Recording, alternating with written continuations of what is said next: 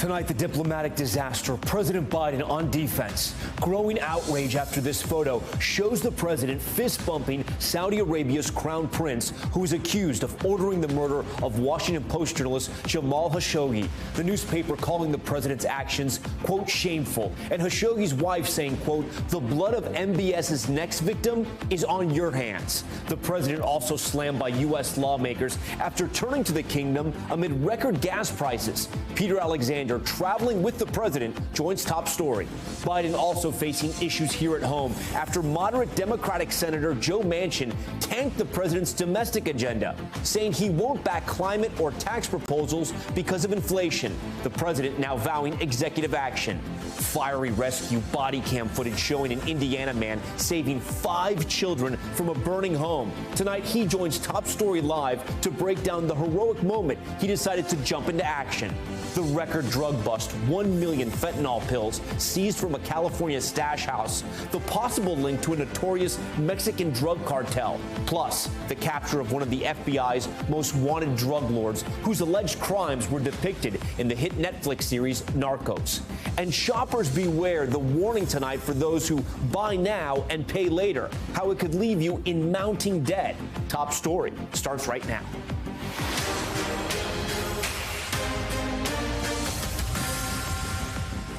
And good evening. President Biden facing intense backlash tonight after his controversial meeting with Saudi Arabia's crown prince. Tonight, the fury over this fist bump as the president greeted the crown prince less than 3 years after calling the kingdom a, quote, pariah, vowing to make them pay for the killing of Washington Post journalist Jamal Khashoggi.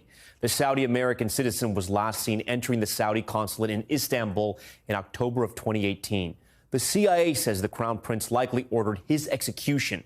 Tonight, the Washington Post and Khashoggi's widow slamming the president's actions. But speaking from Jeddah late today, Biden defending that meeting, saying he did raise the issue of Khashoggi's death at the very beginning.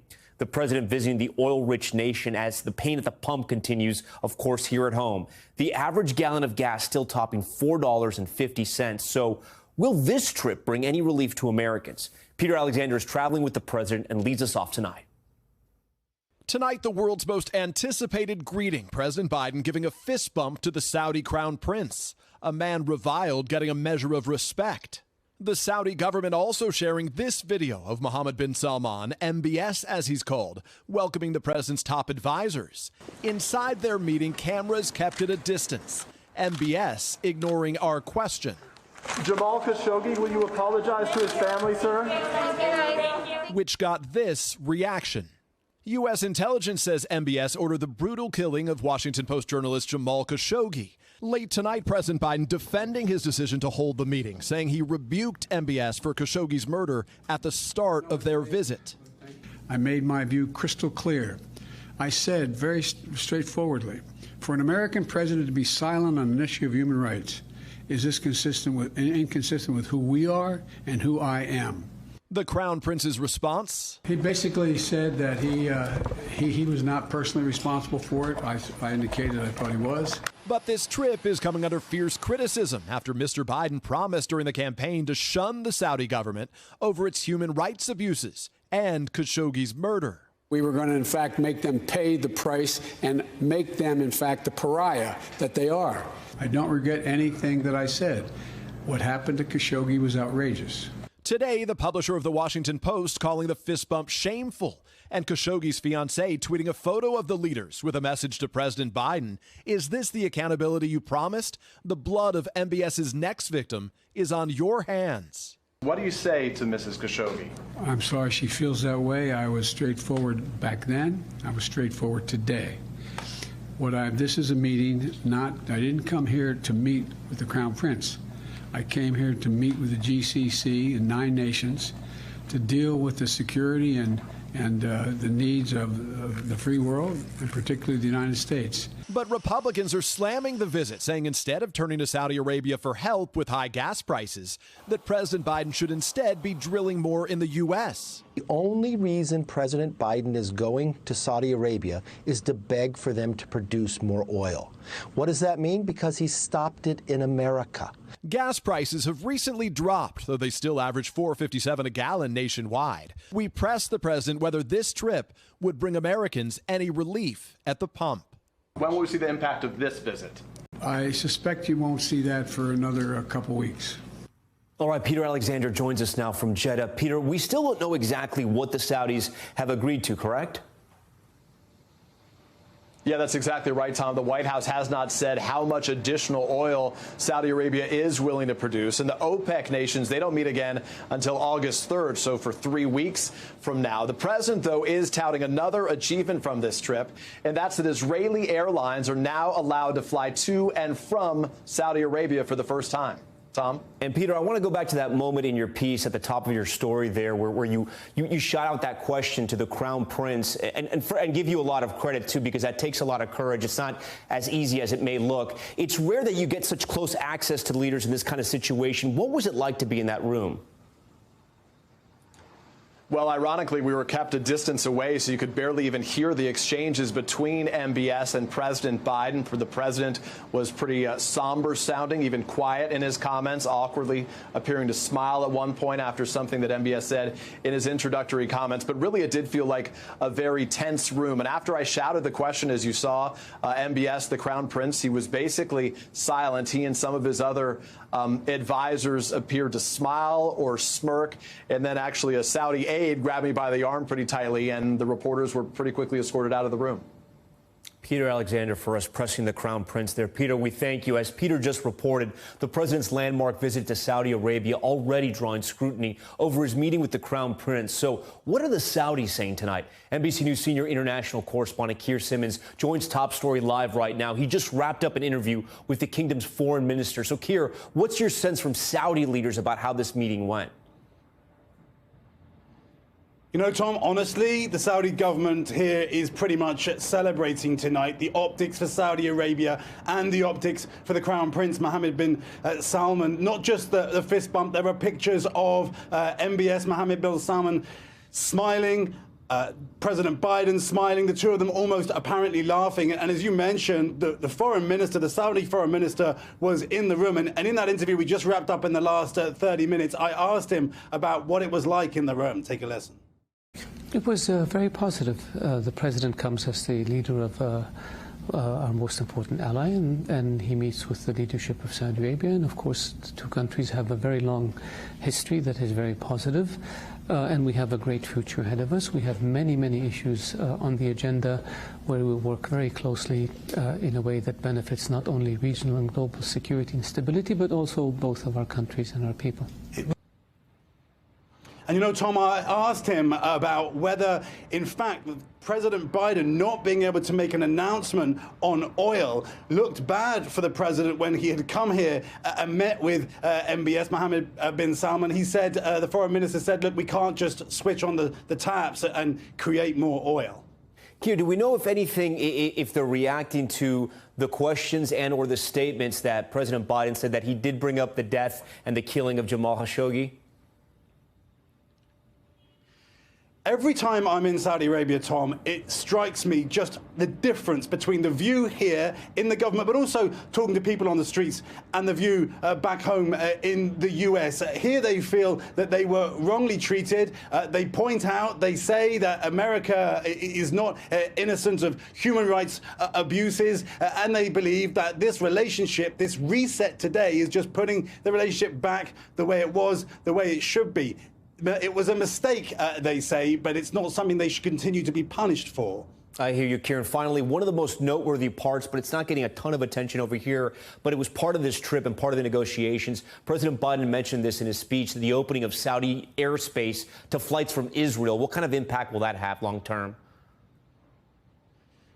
Well, that is a real impactful move, Tom. I mean, the fact that Israeli flights will be able to fly over Saudi airspace just is another example of the thawing of the relationship between the Gulf countries and Israel.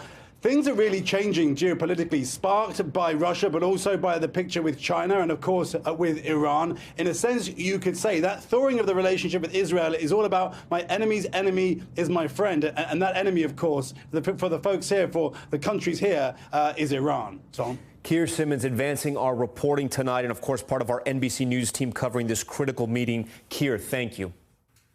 And as the president walks a political tightrope overseas, back here at home, his domestic agenda coming up against a major roadblock.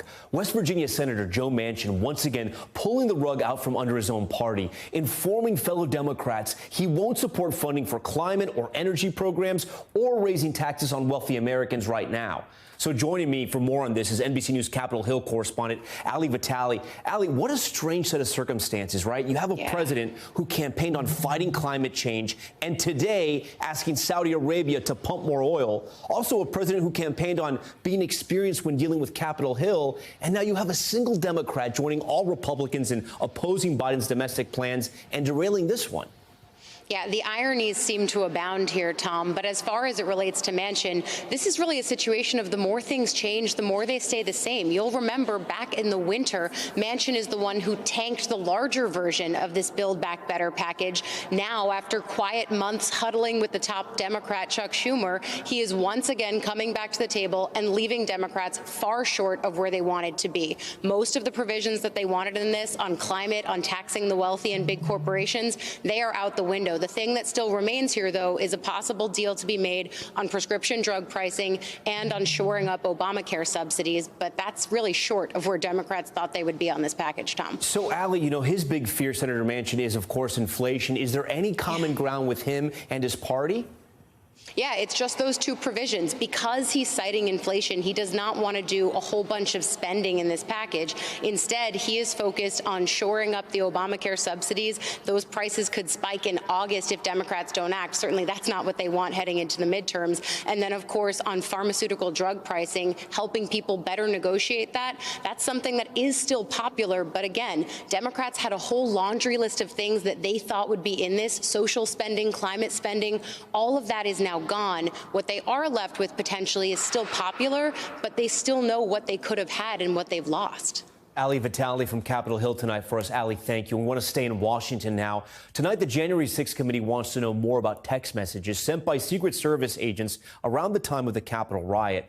A government watchdog says some messages were erased, but the Secret Service says it wasn't intentional. Here's Pete Williams.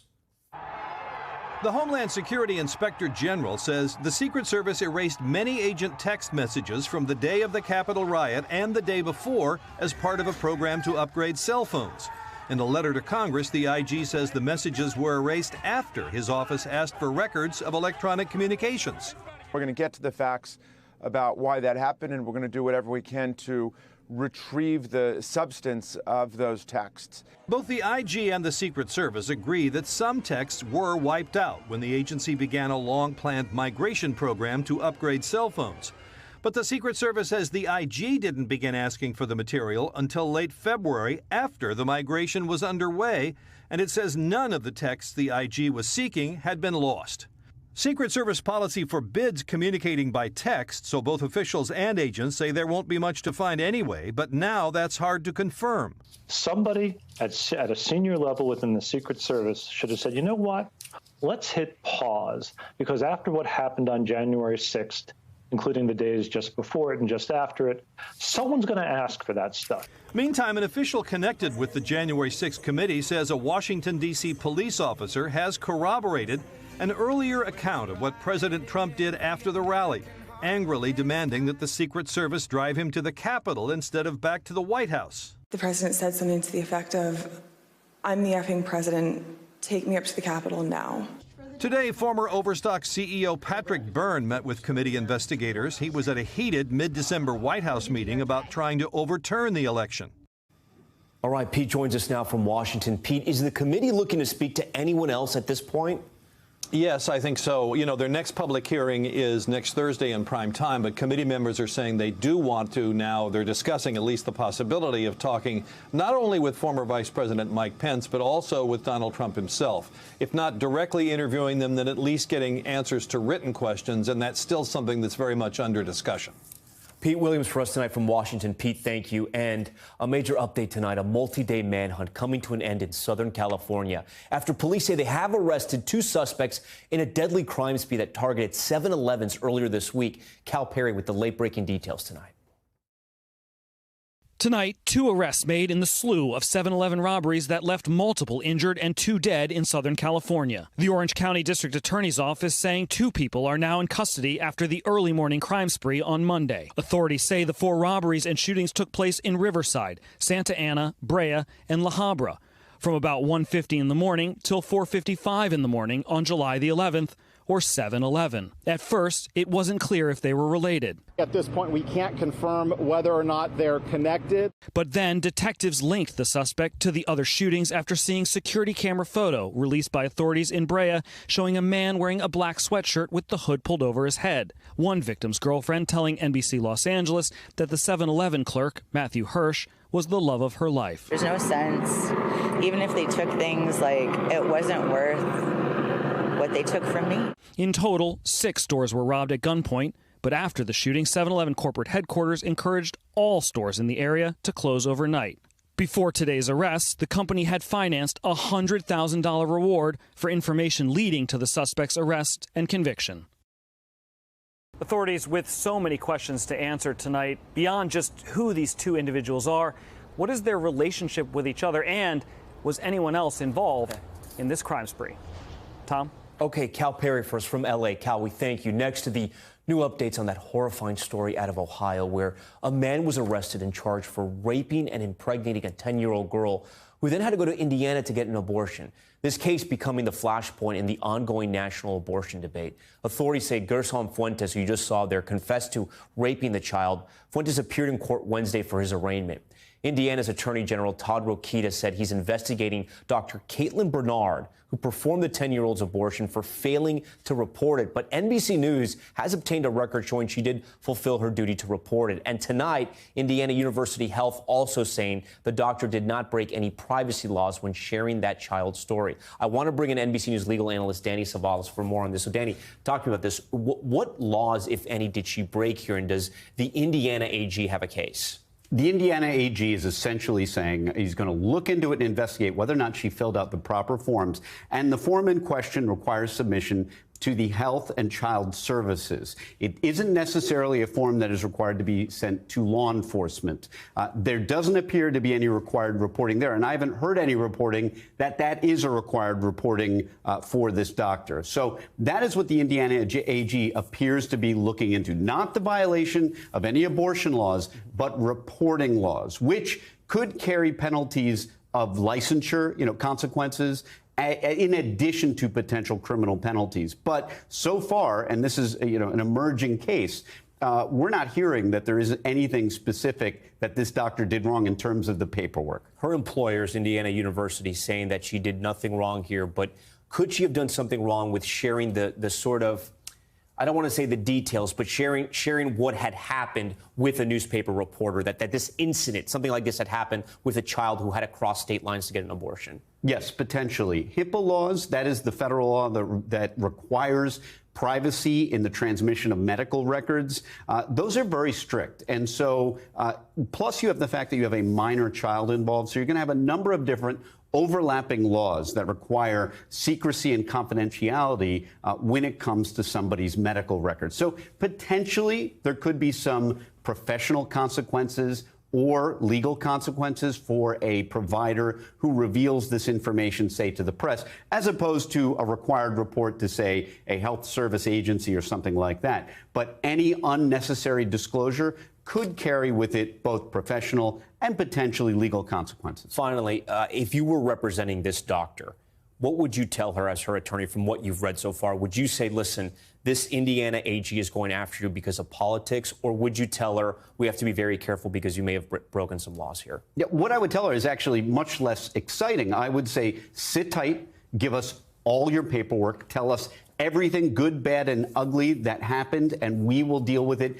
You sit tight, don't answer the phone. We'll take care of everything else. I'm sure that's what her lawyers are telling her anyway. Okay, Danny Savalos, thank you so much for joining Top Story. I know it's a complicated subject. Still ahead tonight, the fiery rescue, the Indiana man saving 5 children from a burning home. He joins Top Story live next with more on the moment he decided to race into the flames. Plus, the latest on the death of Ivana Trump, what a medical examiner just revealed as her cause of death. Stay with us.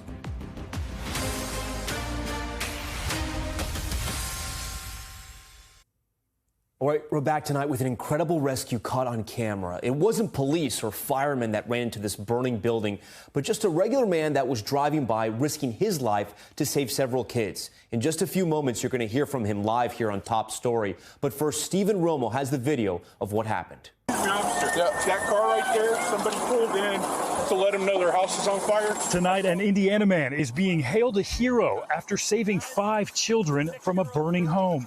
Body cam video from the scene shows the moments police encountered 25-year-old Nicholas Bostic. He was outside of a house that was engulfed in flames, carrying a child. He is a hero. He did not think of himself at any point in time that evening. Authorities say they got a call around 12:30 a.m. on July 11th about the house fire. When officers got there, it was covered in flames. 4 siblings were out of the home already, thanks to a warning from Bostic. If you don't put Mr. Bostic on the scene for another 2 minutes, those children were probably lost. But they learned a 6-year-old child was possibly still inside. Hey guys, 6-year-old girl and a 23-year-old male missing in the house somewhere. Police say the intensity of the fire prevented emergency personnel from going inside. Guys, come here, come here. But just minutes later, a fearless act. Bostic jumped through the 2nd-story window and landed on the ground with that child. He ran the girl away from the house and handed her to authorities. Police say Bostic suffered severe smoke inhalation and had gravely cut his right arm. We gotta get away from the house, okay? He was flown to Indianapolis to treat his injuries and is now at home recovering. The 6-year-old child was mostly uninjured. But right after his heroic efforts, there was only one thing on Bostic's mind. Is the baby okay? Please tell me that baby's okay. Yeah, we're good. Yeah, she's okay. 100%? Yeah, you're okay. You did good, dude.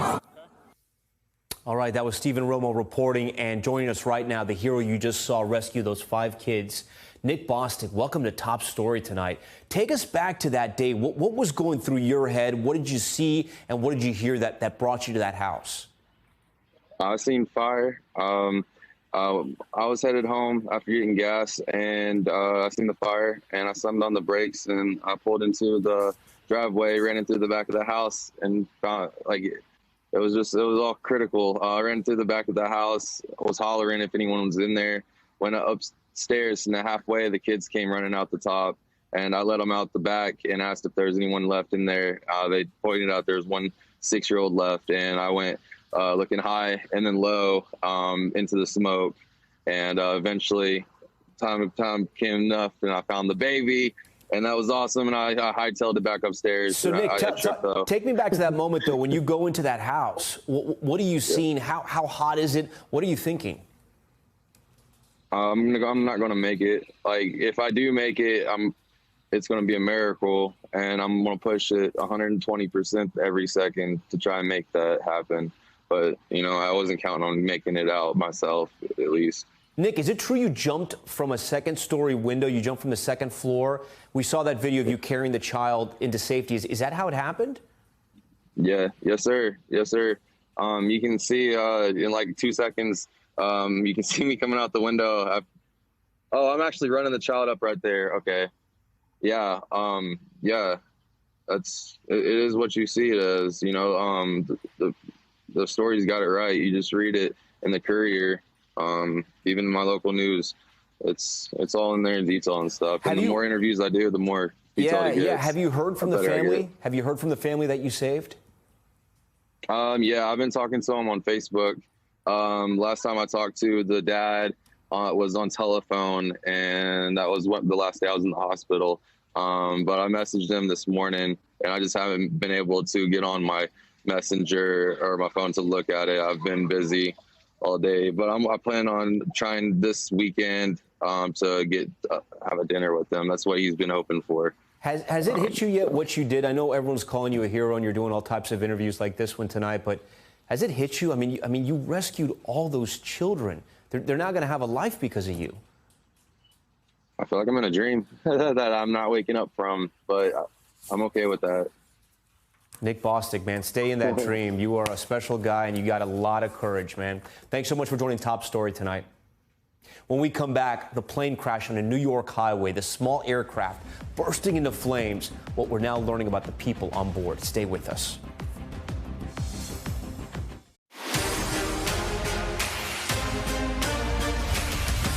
Okay, we are back now with Top Story's newsfeed, and we begin with the autopsy results in the June police shooting death of Jayland Walker, a medical examiner ruling his death a homicide, finding he was shot 46 times by police in Akron, Ohio.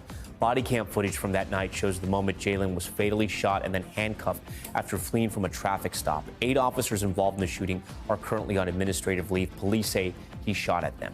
Now to the small plane going down in New York State. New video shows a Cessna prop plane after it crashed on Route 42 in Monticello, less than 40 miles west of Poughkeepsie.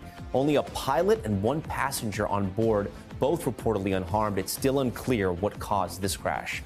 And officials have released the cause of death for President Trump's ex-wife, Ivana Trump. A medical examiner revealing she died from blunt impact injuries to the torso. Her death has been ruled accidental, and a senior New York City official telling NBC News it appears she fell down the stairs. Ivana, who's also the mother of Trump's 3 eldest children, was found dead in her Manhattan home yesterday at the age of 73.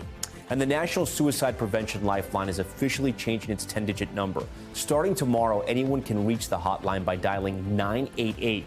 The change to 3 digits is meant to be easier to remember and dial for those experiencing mental and emotional crisis. It will be available across all U.S. states and territories. All right, turning now to money talks. As Americans battle sky-high prices, more and more consumers are buying everyday essentials using payment plans. They seem to pop up every time you try to buy something online. NBC's Priscilla Thompson reports on the growing trend known as buy now, pay later, and why some consumer advocates are sounding the alarm. How much of this did you buy using a payment plan? Everything here. It began with a mattress, then a blazer. Within 2 years, Soraya Orlean says she racked up nearly $9,500 in debt by choosing to buy now, pay later at checkout. During Black Friday, I spent close to about $3,000 over like 4 or 5 different apps. When that first payment was due, how much was it? Between $400 to $600.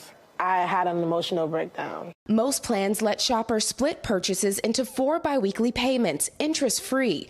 But longer-term plans have interest rates up to 30%, rivaling the highest credit card rates. The number of buy now, pay later providers is growing quickly, and the use of it is skyrocketing, up 230% in 1 year. You're thinking, oh, I could afford that.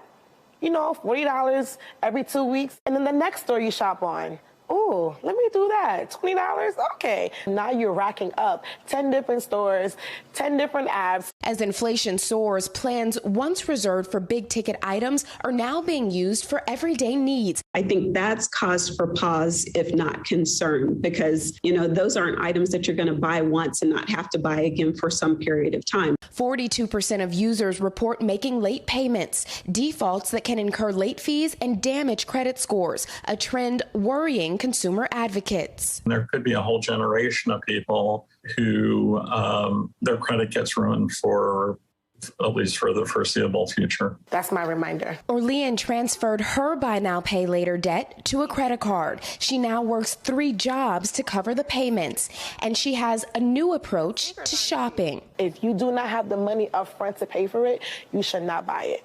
Priscilla Thompson, NBC News, Houston. Now to the Americas, where today notorious drug lord Rafael Caro Quintero was captured by Mexican authorities. He founded the Guadalajara cartel and for years was among the FBI's top 10 most wanted, accused of killing a DEA agent in the 80s, a murder that was eventually depicted in the Netflix series Narcos. Caro Quintero's arrest coming a day after one of the biggest drug busts by the DEA, this time in L.A., where they seized 1 million pills laced with fentanyl and possibly linked to the Sinaloa cartel. The pills worth an estimated $15 to $20 million. NBC's Guad Venegas has more. It's the largest seizure of fentanyl pills ever made in California. 1 million pills containing the deadly substance found in Inglewood in what the DEA says was a stash house guarded by managers responsible for distributing them to local dealers. The estimated street value as much as $20 million. It seems like a very substantial, massive supply of fentanyl. So I can't help but think keeping those off the streets is going to keep a lot of people alive. Authorities say the pills could be linked to the Sinaloa cartel, believed to be led by Ismael El Mayo Zambada, currently on the FBI's most wanted list. Fentanyl becoming a lucrative synthetic opioid for illegal drug organizations making the pills outside the country. The key to manufacture is getting your hands on the synthetic precursors from which it is very easy to make the product. And in the United States, we've got a pretty extensive program of monitoring the production and distribution of key synthetic intermediates. The DEA says the drugs are brought in bulk across the border into Southern California, taking advantage of the airports, freeways, bus and train lines to distribute them to other states and local dealers.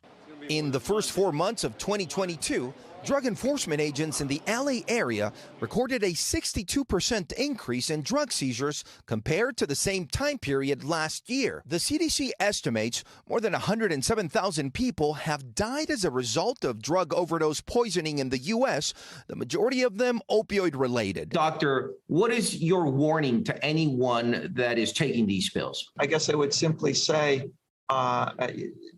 don't lose sight of the fact that these drugs can kill you. And fentanyl kills you a little bit more rapidly, or in some cases quite a bit more rapidly, than the other opiates, with a lot of morphine and those kinds of drugs. With the DEA indicating at the end of last year, drug overdose deaths reached a new height, claiming a new victim every 5 minutes. All right, Guad joins us now from L.A. And Guad, I want to ask you about the recent capture of Rafael Caro Quintero. He's one of those prominent drug lords in Mexico. He was wanted for killing a DEA agent back in the 80s. What do we know about his arrest tonight? Tom, well, the details are still unfolding. We know that he was captured by Mexican Marines. So he had actually been arrested by Mexican authorities years ago.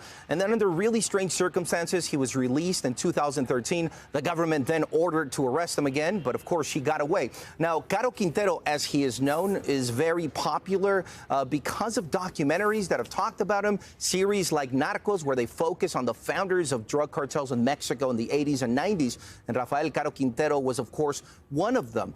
This is somebody that, as you said, was accused for the execution of an American DEA agent. So we now expect the DEA to order his extradition to the United States so that he can face charges. Now, this happens just days after Andrés Manuel López Obrador, the president of Mexico, was in Washington, D.C., talking to President Biden. They talked about the cartels. And right after this, Mexican Marines arrest Caro Quintero. The Mexican president had been criticized for not taking a strong stance against the Mexican cartels. So this looks like it could be a change with more arrests happening in Mexico. And now Caro Quintero, one of the most wanted men in the world, arrested by Mexican authorities. Tom? Guad Venegas with a lot of new reporting tonight for us. Guad, we thank you for that. And coming up on Top Story, Brittany Griner's latest appearance in a Russian court, the picture the WNBA star held up, and what her defense is now planning. Stay with us. Back now with Top Stories Global Watch and the latest on the war in Ukraine. New surveillance video posted by a Ukrainian military official appears to show a Russian missile strike on a university near Odessa. The city near the Black Sea coming under heavy shelling. 2 universities and an apartment building hit, several people there injured. And new video also showing the moment a rocket hit Vinnytsia Thursday. You may remember this strike. At least 23 people were killed, 3 young children among them, including that 4-year-old who died next to her stroller. Meanwhile, in Russia, the trial of basketball star Brittany Griner was adjourned for 11 days. A new image shows Griner holding up a photo of her teammates from inside a jail cell in Moscow. During today's hearing, her defense team submitted more documents to the court, including medical records showing Griner was prescribed cannabis to treat chronic pain. And record-breaking heat and dangerous wildfires continue to threaten millions across Europe. In Spain, beachgoers watching as smoke rises from a raging wildfire in Malaga, ground and air crews working to fight that blaze. And in France, new video shows flames ripping through a forest in Landiras. More than 18,000 acres burned and hundreds of residents evacuated. Stay right there. More news on the way.